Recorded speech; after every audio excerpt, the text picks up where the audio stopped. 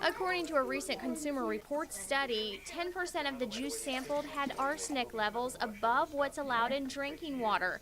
Specifically, researchers found a type called inorganic arsenic, which raises the risk of cancer. 25% of juice sampled had more lead than what's allowed in bottled water. Knowing that information has some parents on edge about giving their children juice. Dr. Dennis Go is a pediatrician with the Quincy Medical Group. He says this can be a very confusing question for parents. The problem for parents is that arsenic isn't listed on the label anywhere, and unless you do the research, then you're sort of stuck. Here's the problem. Arsenic, of course, is a toxin, but it's also found naturally in the environment.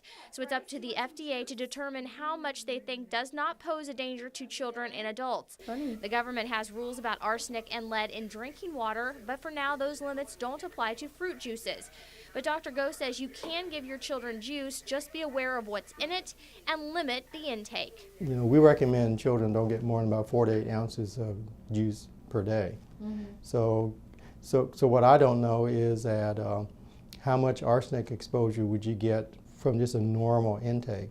Obviously, if you drink a lot of juice that has arsenic in it, then that increases your risk. So again, for parents, they have to try to, if they can, find out for the normal intake of juice or fruits or whatever food it is, what is my risk for that? So the moral of the story is this.